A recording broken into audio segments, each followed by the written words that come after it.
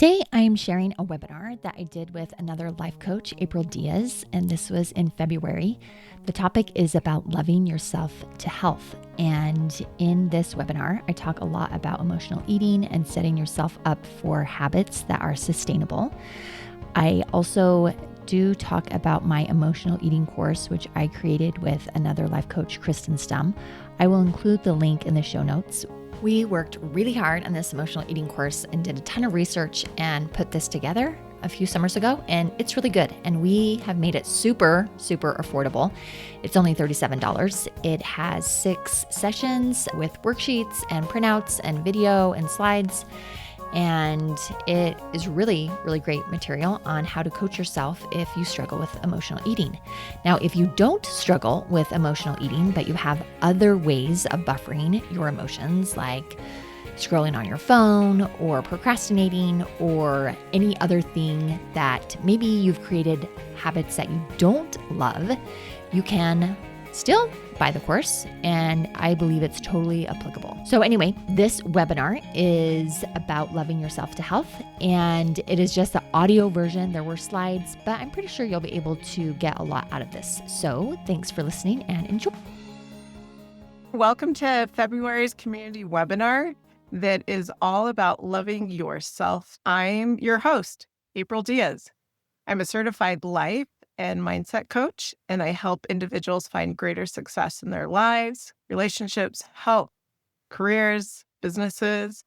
What I really love to do is to help others understand their brain and then how to hack their brain, basically, so that it can work for you and not against you. A big passion of mine is just being able to help others. And that's the reason why I offer these monthly community webinars. I want to get good, helpful, healthy information out to as many people as possible. So that's why we're here. And I'm super grateful for my guests that come on every month and share a helpful and healthy tool that you can take away from the same webinar, apply it to your life, and feel a difference already. And then, of course, you can always reach out to me and to my guests for any additional support and help. So with that, I'm excited to introduce my guest, Mona Tippett. Mona is a registered nurse, burnout and health coach, and emotional resilience educator. She has a deep understanding of what it means to care for others while losing yourself in the process. As a consultant and a coach with the Forward Facing Institute, she works with individuals and teams in the caring professions to prevent and recover from burnout by addressing stress at the nervous system level. Don't worry, if you're not in the caring profession, today's webinar is still going to be super applicable to you, and you're going to find some benefit from it. So we're really glad that you're here. So today, Mona is going to teach us about how our nervous system acts as a blueprint for habits, reactions, motivation, follow through. And she'll explore with all of us why self-criticism and pushing harder often backfire. So I'm going to turn it over to Mona. My name is Mona Tippett. I found life coaching through life. I realized that I was kind of a hot mess and I needed more tools and help with my mindset and my relationships. And I learned about the brain and working with your thoughts. And then I kind of went into a deep dive about the nervous system, which I had learned about in nursing school and in my pre-nursing courses, pathophysiology. And yet everything I learned about the nervous system, I had never learned in these classes. And so it was just so fascinating to me that learning about the nervous system helped me understand why my behaviors and my thoughts didn't always match up. Because a lot of times we say, well, okay, well, I know what to do. I know what to do. So why am I not doing it? And the key for me, and I'm hoping to explain to you that more than likely the key for you is that your nervous system is not totally in alignment with your brain. And I'm going to talk all about that.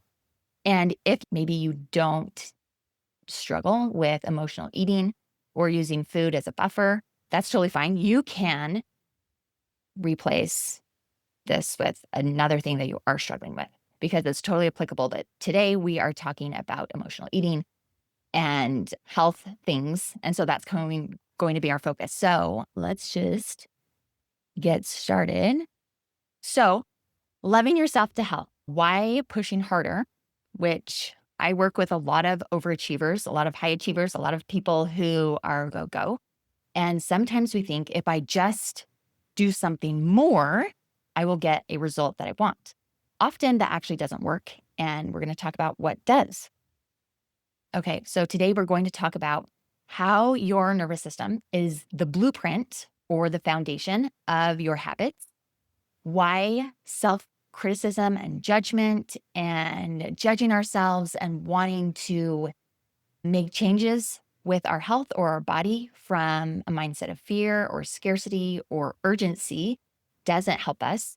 And then how we can change that into getting the results that we want by teaching our nervous system that we are safe, that through connecting with ourselves and how that creates sustainable long-term change. So I want to start out with a little bit of awareness. Our health, our emotional eating, our habits, our results that we don't like is not a discipline problem.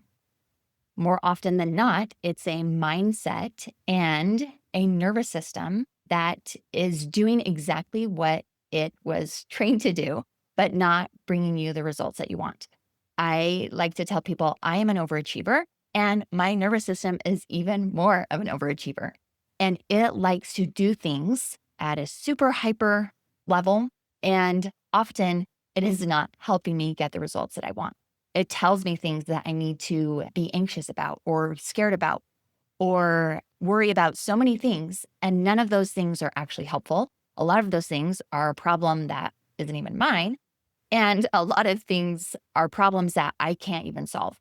So often your brain and your nervous system are working hard, but they're not getting the results that you want. So we're going to talk about how to change that. It's not a discipline problem. It is just a nervous system that feels a little threatened. So habits are automatic, and our brain and our nervous system work on predictive patterns. And this is a good thing because our brain wants to conserve energy. And one of the ways that it does that is to create a pattern. Because if we are having to think about how to tie our shoes, how to make a bed, how to drive to our house, how to turn on the stove, right? There's so many things our brain just creates a habit and it programs, this is what we're doing. And it just uses that program on autopilot to conserve energy, to make our lives so much easier. So that's a good thing, unless sometimes those habits are not helpful.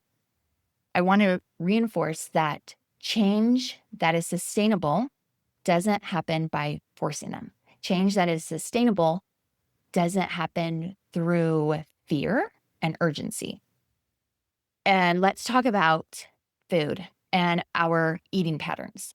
We were born, and if anyone's ever been around a baby, they cry, they're having a dysregulated moment. Parents often offer food first. So mom is breastfeeding, bottle feeding, and that is the go-to for food. Now, this isn't only the baby's genes, but this is in the cellular level from generations before.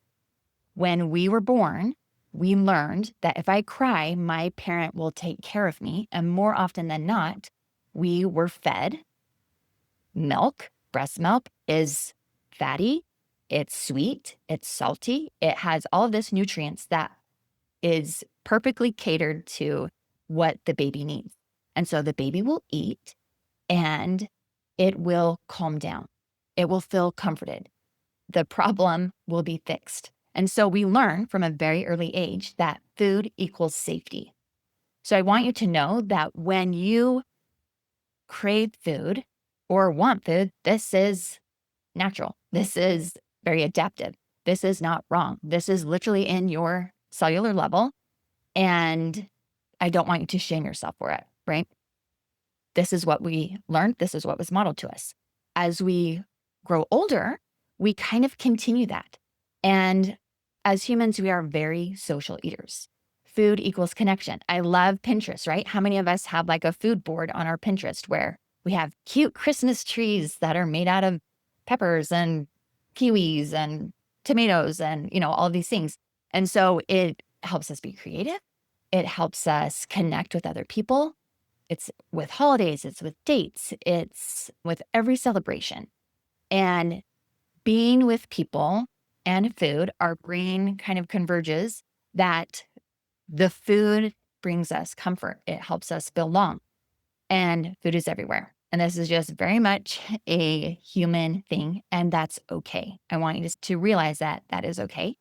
And we don't need to change that to meet our health goals.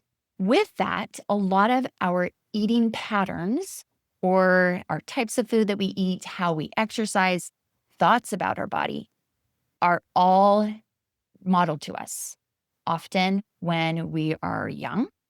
And this imprints on our nervous system. A lot of people say that their genetics are what cause their obesity or overweight. Now, this could be true. How do you know? You look at your ancestors 100 years ago, and does their body shape look like yours?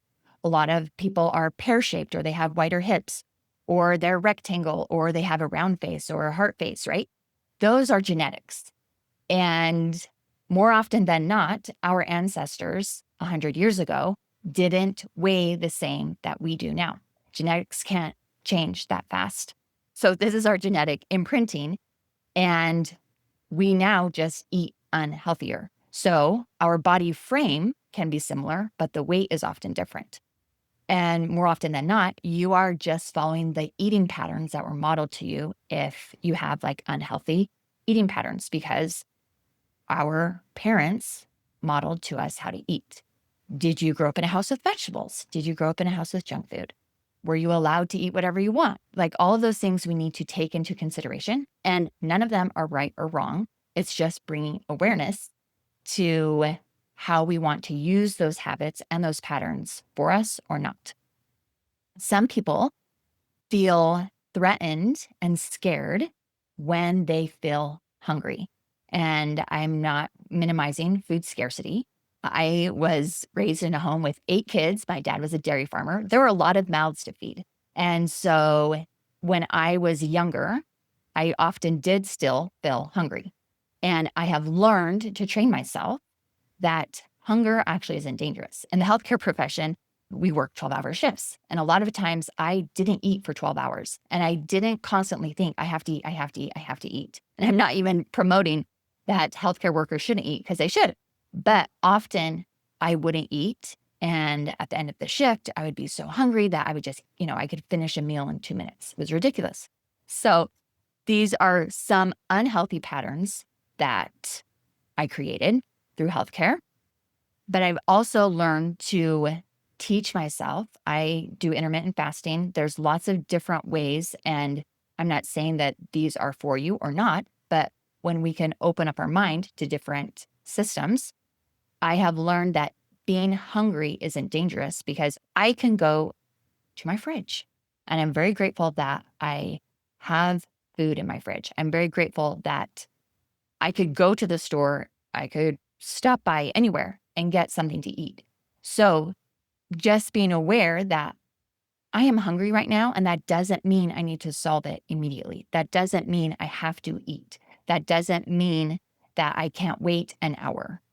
And for me, that has helped just broaden my view and open my perspective of health and food, and that being hungry isn't an emergency that I need to solve right now. Okay, so let's talk about, why does emotional eating happen? Often we have an emotion, and we, again, because of our blueprint, because of our genetics, we think food will help me feel better. Ice cream, brownies, chocolate. My go-to is chocolate almonds. I like crunchy.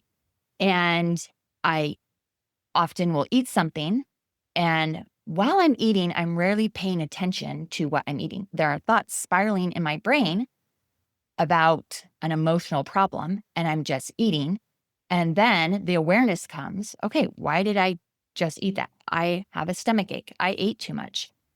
And rarely am I paying attention to the flavors, the textures, the amount, the crunchiness. I'm not savoring that food when I'm emotionally eating. And that's my first cue. Did I taste it? Right?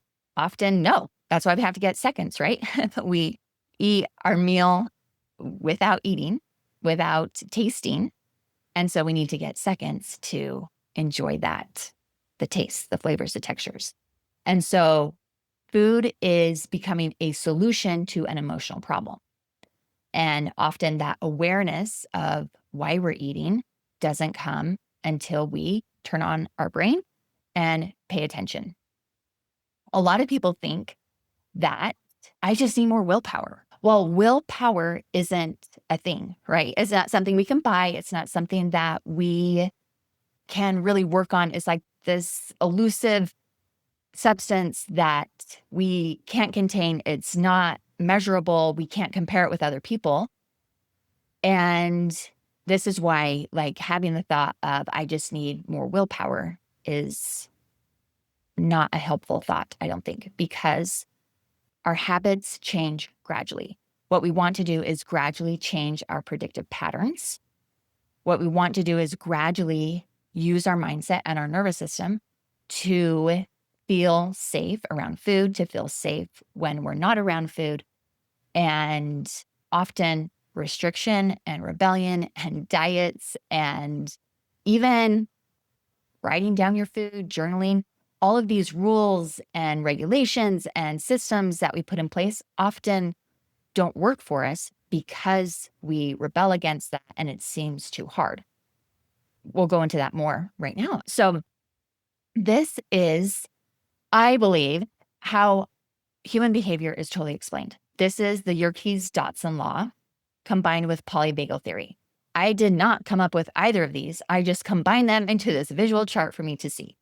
So right here, we have performance. The Yerkes-Dodson law on this is just this bell chart with stress, energy, and arousal and performance right here. So this was developed in actually 1908.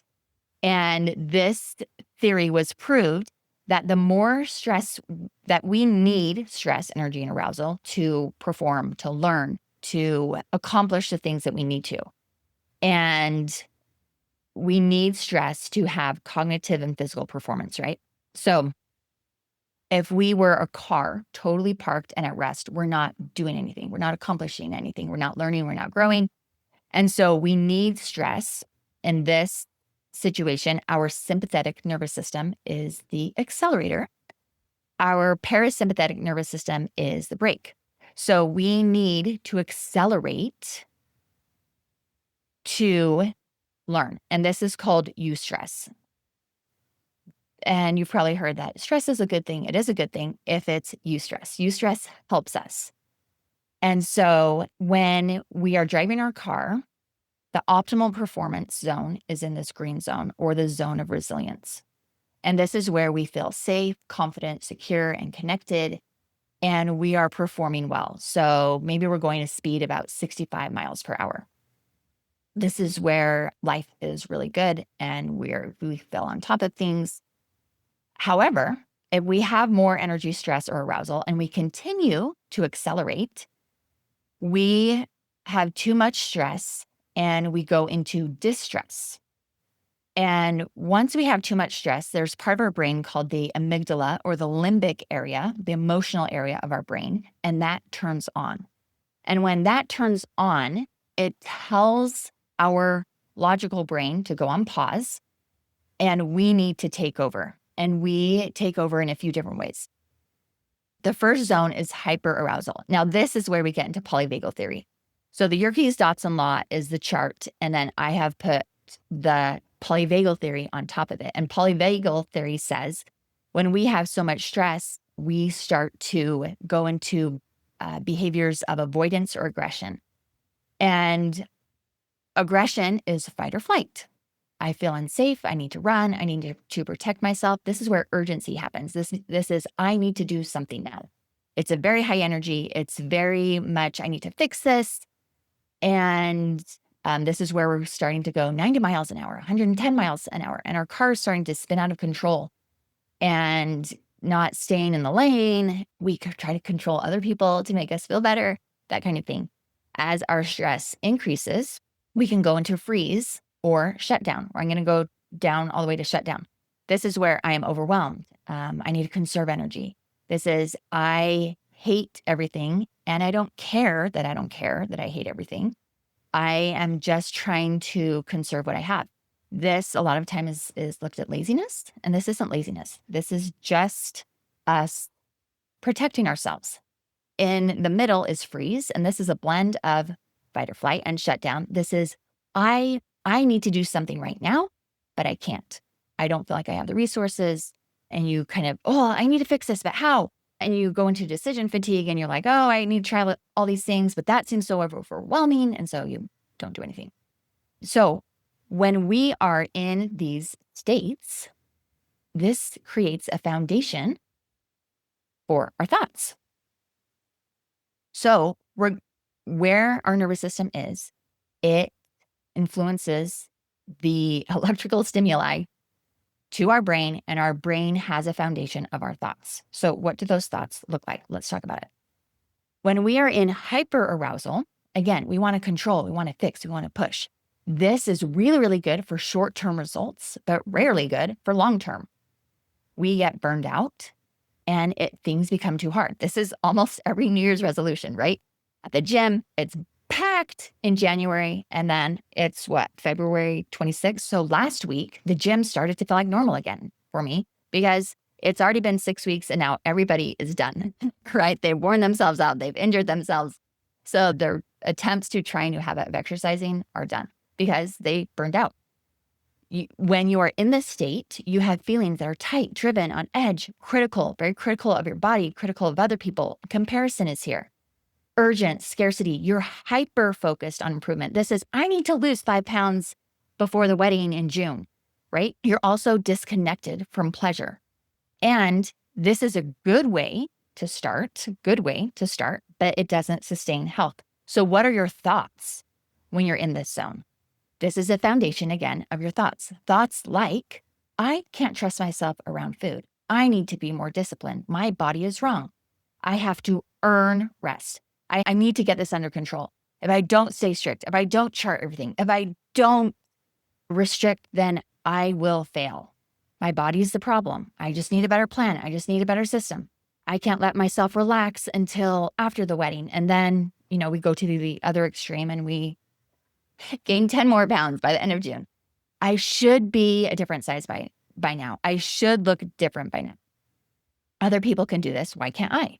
So can you sense the urgency here? It's very urgent. It's very fear-driven. Hypoarousal. Oh, and I do want to say that a lot of times our nervous system chooses either through our blueprint, what was modeled to us.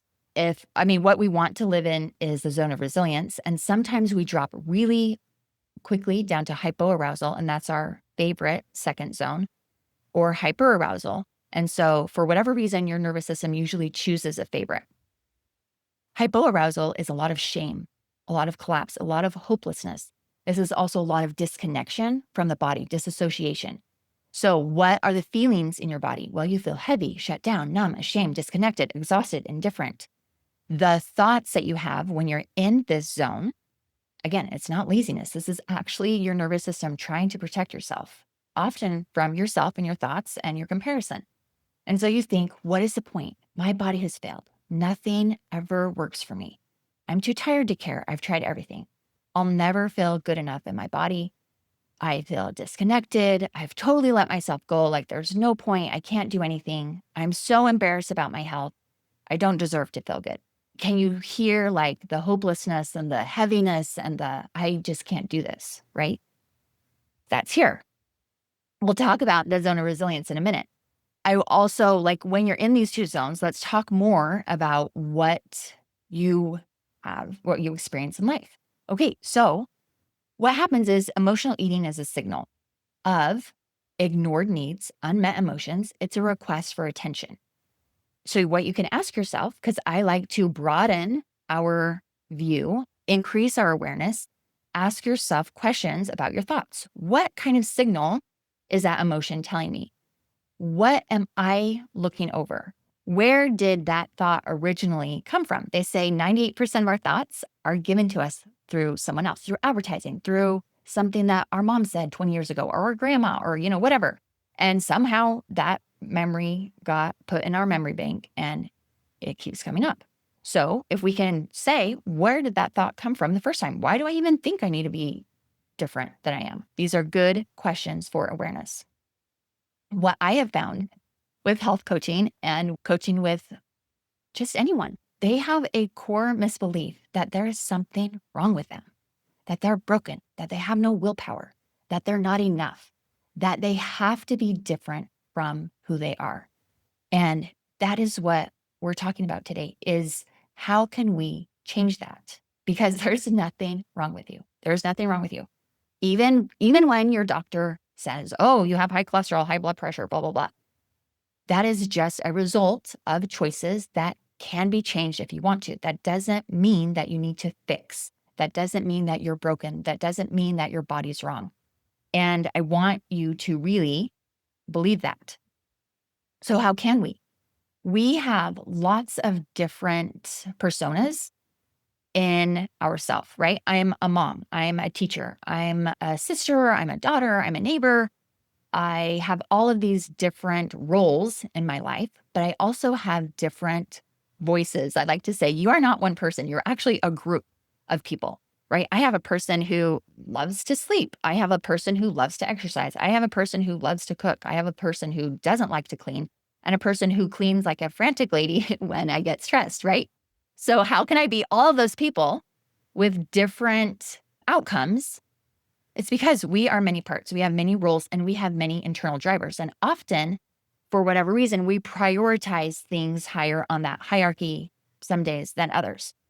So I want you to know that judgment is a voice. And a lot of times, judgment is a very strong voice. And our judgment is trying to protect the part in us that is vulnerable or weak or has been shamed. An example is, in third grade, somebody said, oh, your ears are so big. And so now that judgment voice is when people say or look at you, maybe, and of course, it's because you're so self-conscious about your ears that your voice is judging other people, the look on their face, and they're saying my ears are wrong. And that judgment voice is trying to protect that little vulnerable, shamed part of yourself that believes that your ears are wrong. Your body's unacceptable. You should know better. Judgment is trying to help you, but they're not very kind. It's this inner critic that is very loud. And in my experience with everybody, all of my clients and with myself, it is not helpful for sustainable results. Judgment creates a threat inside our nervous system, even our own judgment, especially our own judgment, because often we say things that are meaner to ourselves than anybody would ever say. And what happens is shame and blame shut down trust in ourselves. A body that feels shamed and judged isn't really willing to cooperate. And you can't shame yourself into health sustainably. We can ask ourselves, what is judgment scared of? Like, why does judgment feel like it needs to run the show? What other voices did I hear that is fueling this judgment and is maybe hiding other voices that want to be heard in my life? I do think that all of these voices or other parts of us are trying to help. We just need to change their approach. We just need to change their language to be more kind, more accepting, more loving. And how can we do that? Well, we talked about this a little bit, that emotions are human. I want you to know that all of your emotions are okay. There's nothing wrong with you when you feel this way. Food often can become the problem that we use to solve the solution of our feelings of, sad or hurt or stressed or anger. And it's a learned solution. We're going to keep going. Talk about more awareness. So when we can use awareness with these voices, and especially with food today, or, why do I want food right now? What emotion is telling me that food is going to help. I'm going to tell you that food solves one problem, and that is hunger. I ask myself after I eat and I'm totally satisfied, well, why do I want something sweet right now? My stomach is not hungry. So why am I not listening to my stomach? I'm listening to my tongue because I have a habit of eating something sweet after dinner. I like to encourage my clients to eat kefir. Kefir is very sour. I grow my own. I don't buy the sugar kind at the store. And people say, oh, it's just so sour. Okay, well, do you like Sour Patch Kids? Well, yeah. Okay, so sour. It's the same sour. Just tell your tongue to calm down. Tell your nervous system like there's nothing threatening about drinking something sour. Why don't I like vegetables? Well, because as a toddler, my mom made me eat them. Okay, well, now you're 45. We don't have to believe our tongue. We don't have to believe those stories that we heard 40 years ago. We now can let our adult brain rule the show. We're going to talk about that in a minute. I also like to talk about what habits do I have now that I can use as a model to make other habits.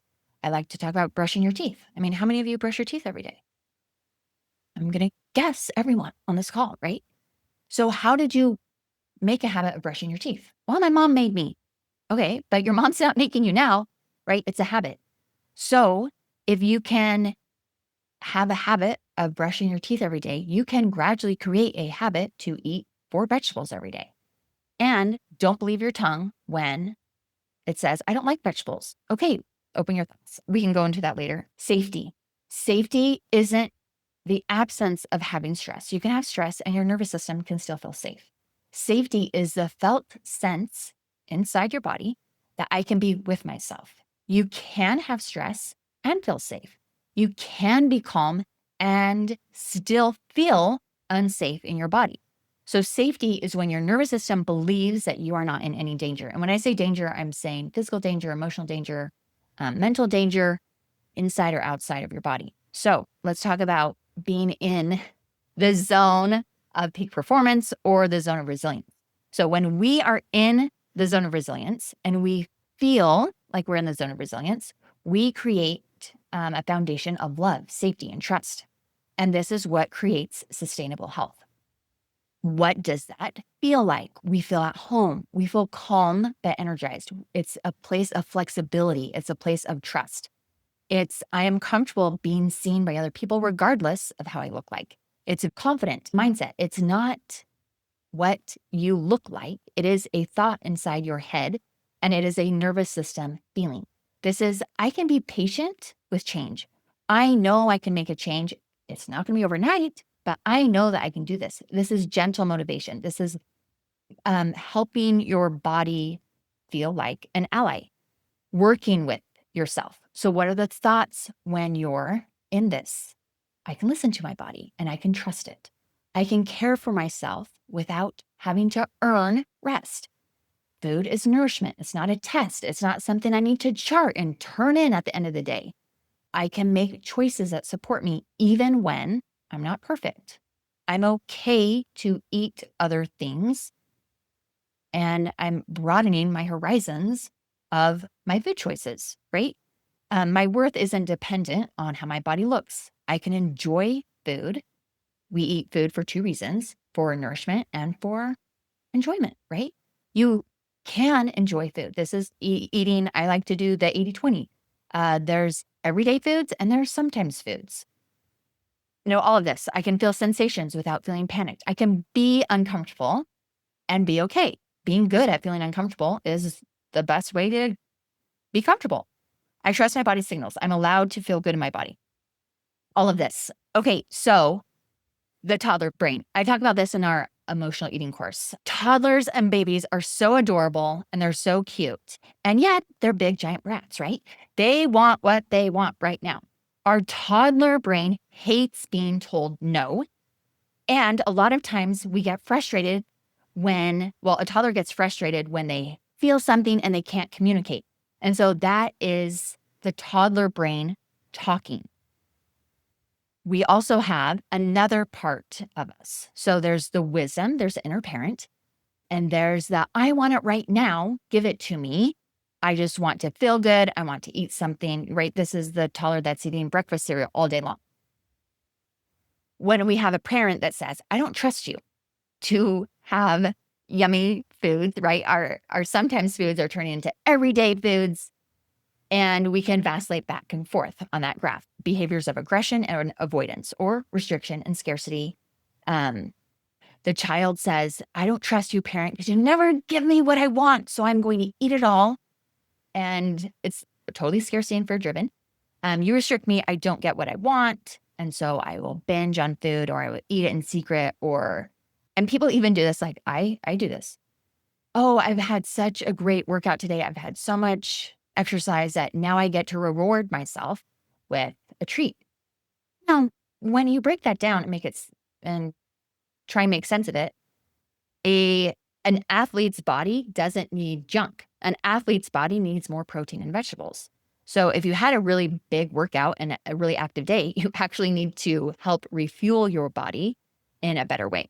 So these are just opening up your thoughts, unraveling, being aware that fear is fighting against you.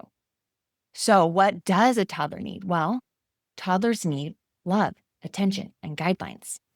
So when we can take the part of our brain that's the adult, and we are helping our toddler, and we're being calm, curious, and kind, we can help those parts work together. If any of you are a parent, it's better to give your child what they need before they need it. And more often, when we love them and give them attention, then they're not banging on the door all the time. I need this. I need this. We plan ahead. We're proactive. Abundance mindset is, I know I don't need to act out. I will allow you to enjoy food. You can still have pleasure. I can be healthy and enjoy foods. This is working with yourself. This is with creating habits of change from a healthy relationship with yourself. We can ask ourselves better questions like, what am I feeling? What do I need right now instead of food? Motion. Motion is huge. How can I care for this part of me that's banging for attention without feeding it, without scrolling on our phones, without, any of those buffers, watching TV on and shopping, whatever. You guys know the list. How can I care for that part of myself that is emotional, that needs attention, so that it feels safe and can trust me? I can trust me to take care of me. Also, this is really a big one for overachievers, that even yesterday I was like, oh man, I'm so tired. And I'm like judging myself. Why am I so tired? And I'm thinking, did I sleep well last night? Did I eat? I'm going through all of the list. Okay, guess what? Being tired doesn't mean that I failed. When I'm sick, I used to judge myself all the time. My body, why are you getting sick? Okay, because I have a human body, and a human body gets sick. Being tired doesn't mean that you're bad. So you listen to you being tired. It's a lot easier, if you can, to take a nap or cancel a meeting, or go for a walk, or do something to help your body shift its energy. Being hungry doesn't mean that you're weak. Being hungry doesn't mean that you have to solve the problem. Being irritated and stressed doesn't mean that you're broken. And this might sound obvious to you, but for some people, we judge ourselves for having a human body. Why isn't it working perfectly? Well, because you've had a lot and you didn't eat right and you didn't sleep well. So we backtrack. How can we solve those problems before they start? How can we fuel ourselves the best? How can we set ourselves up for success before we come to this point? Build a regulation menu. So how do we make ourselves or help ourselves feel safe, secure, and connected? Well, for me, I created a menu of other things to do besides eating. So what people can help care for that part of myself that needs attention? If I'm feeling lonely, instead of eating, do I need to call a friend? Do I need to go for a walk? I love walking. Walking is so good for you. It's so good for your nervous system, and it's so good to socialize with other people. My husband and I have started going on a walk every night. I don't know why we never did, but we haven't until about 6 months ago, going on a walk almost every night. We didn't last night. Okay. So that we're not perfect, but I'm okay. I'm not like, why didn't you go on a walk last night? No, I'm just flexible because we didn't get to it. And yet, for the most part, we can go on a walk for 30 minutes every night. We still have our same 4 kids with all their sports and dinner cleanup and all the stuff, but we've made it a priority. We can walk, we can connect. And some days I'm like, how have we known each other? for this long without having this time to talk with each other. So we are connecting and we're moving, and it's helping us with our stress, right? It's just hugely beneficial. Let's monitor what sensory input we're putting into ourselves. Are we constantly in front of a screen, right? Giving us that short burst of dopamine, but also your stress cycle is started over and over and over again. Every single reel. Oh, I had to be worried about the typhoon in Japan or what's going on in Minnesota or the politics in New York, right? All of these things start a little tiny bit of stress in our brain. And the more stressed we get, the more regulated we need to be, but we often don't do that. We need rest. We need to express ourselves. We need to be creative. Music, movement, reading, writing, all of those things are good for our nervous system. And when we can create a menu of other things to help us feel better instead of food, that helps us. So there's people, there's places, there's activities we can do, there's playing the piano, doing a hobby, those kind of things. We're almost done. I just had to throw this in here. Your brain and stomach are connected. Food affects your brain, and those signals can help your brain choose what you need to eat. This is why people have talked more about prebiotics and probiotics and eating fermented foods. And this is why I like kefir. Kefir actually changed the microbiome of your gut so you crave less sugary things. So both matter. Another thing that can help is gentle shifts in your nutrition. I love that they just changed the food guide pyramid because so many of us are fat depleted. And when our body is fat depleted, we crave fatty foods. So eating protein, healthy fat, I have half of an avocado in my shake, my protein shake with fruit and vegetables and other things, that helps me feel satiated. Often your body responds better to hunger cues than thirst cues because we take hunger more seriously than being thirsty. So I often would tell my clients, when you feel hungry, I want you to go and drink water first and then wait 10 minutes. Did that satisfy? Because we need to stay hydrated. Walking after meals decreases your insulin output. Also, teach yourself that it's okay to be hungry and we don't need to be frantic around that. Listen to your body. This is how we connect with that toddler. I see you. I hear you. I'm here. What do you need? How can I solve the emotional problem that you need without food? So this is a core shift. We are going from force and urgency and comparison to creating a better relationship with ourselves to create trust. We're going from judgment to trust. We're going to hypervigilant control to I'm caring for you. I'm meeting your needs before those needs are banging down the door. And I think that's it. So thank you for being here. So much, Mona. There is a question Yes. that came up during your presentation. Really appreciate that. This is the question. I notice that sometimes I eat at night to help my body shift into rest and digest. Usually it's with hunger cues too. Okay. It's a pretty conscious awareness. Okay. And I recognize there might be other ways to help my nervous system calm into that state. Yeah. I'd like to know more about that. So any thoughts that you have about that? I do, but is that person willing to come on, I guess? They on here? If you want to. Yeah. You're welcome to unmute if you'd like to. If you want to come on, I'd love to talk to you. Yeah, I can do that. Okay, cool. Hey. Hi, Elizabeth. My name's Hi. Thanks for being here. Yeah, thanks. Okay, so let's talk about that. You feel like you are hungry in the evenings. Yes. Okay. What time is this? Sometimes it's pretty late, like Okay. 10. 10? What time do you go to Yeah. bed? It's ideally by 11. Yeah. Okay, I love ideally. Yeah. Yes, Yeah. good job being Not flexible. always. Yeah. And do you find that this is regular or does something happen before you feel those hunger cues?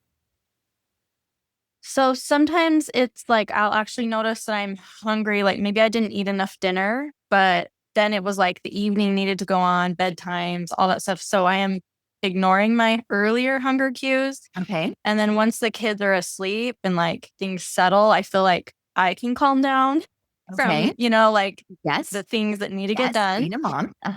Um, and so I haven't ever thought like, oh, I'm emotional eating, because I'm like, no, I think I'm pretty like aware of that.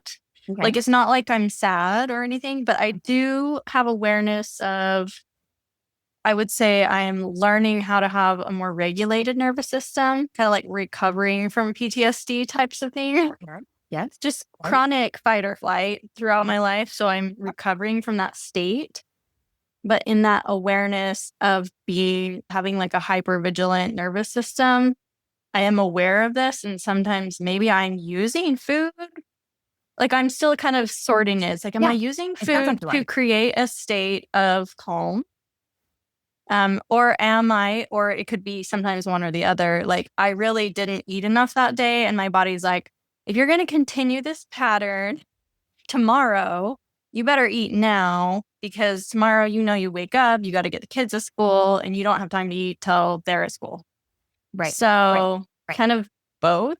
Both. Yes. Yeah. Yes. I love this. I love your awareness. I've lived in fight or flight most of my life, so I totally get that. Yeah. So a few questions. Are you eating enough throughout the day? Probably not. Okay.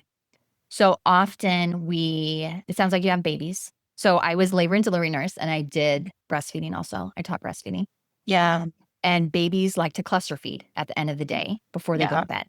My youngest is 5, but Okay. yes. Okay. Yeah. But sometimes as an adult, we often like to cluster feed before we go to bed. Yeah. If we don't eat enough throughout the day. Now, however, as you get older, eating right before bed can cause heartburn. and they say not to eat for 3 hours before you sleep so that your digestion can get a true rest.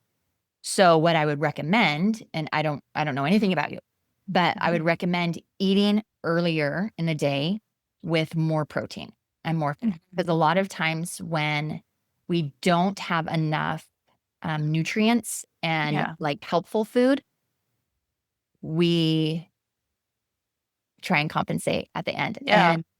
And I guess the question, if you're like, are you eating a salad or are you eating like cookies and ice cream? Are you eating, and maybe you're like, oh yeah, I'm eating an apple with peanut butter. Okay, great. Yeah. So often our emotional eating is the high carbs, the high sugar. Yeah. I think it's more like, I could say my body like wants more protein in the morning, but because of the schedule that I have presently, I'm not like making myself protein foods in the morning. Okay. So I'm eating a piece of toast with my kids or things, and my body's like, I want protein. And I'm like, here's some toast. And it's like not cutting it. Yeah. Yeah. So we could problem solve and say, okay, so could I eat a cheese stick? Could I hard boil some eggs every Saturday morning and have them in the fridge? Could I eat protein oatmeal? Could I have a protein smoothie? Things. Yeah. This is a little more planning ahead. Yes. Caring for ourselves before the emergency at 9 p.m. We're caring for ourselves at 9 a.m., 10 a.m., 11 a.m., 12 a.m. or 12 p.m. Right? Yeah. Yeah. Right. Because that's when my system's like, okay, nobody needs anything.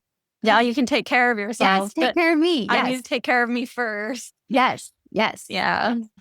Another thing you could try is maybe you are finally relaxed and the food just like tops it off. And you've created a pattern that I need to eat to make myself feel better. So maybe try reading, maybe try a bath, maybe try a walk. Yeah. Trying out other things and making sure I'm eating more substance during the day to see if that shifts the hunger cue at night. Yeah. So thanks. Yeah. And I would also say, if part of it is, why is that a problem? If you're eating late at night. Yeah.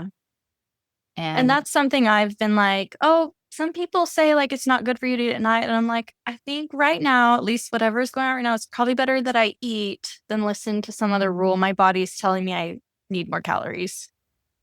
Yeah. And I could listen to that and put it in at other times of the day. Yeah. Yeah. Cool. Hey, thanks for troubleshooting. Yeah, just kind of like sifting, like, oh, like I have the awareness, but I could go a little deeper with what's going on. Yeah, thank you. Cool. Yeah, you're welcome.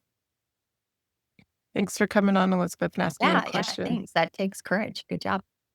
Does anyone else have any questions about what Mona presented and or how to apply it beyond food? These principles really are just applicable to any challenges that you have or any shifts that you want to make within yourself.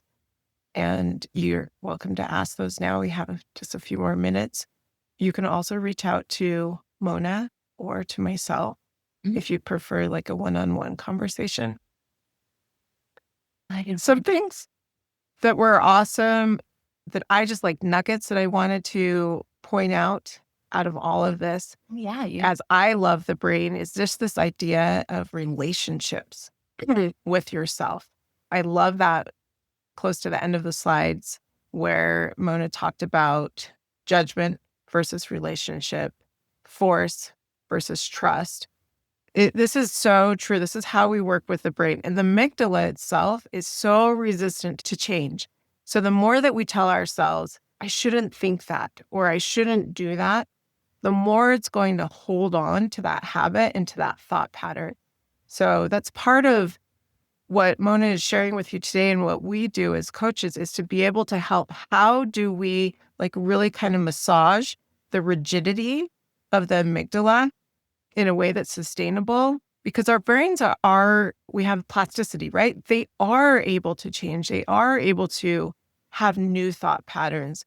Unfortunately, over time, for the most part, we've just been taught to work at it in a not helpful way, which has been like, don't do that. Don't think that. And it's been counter helpful.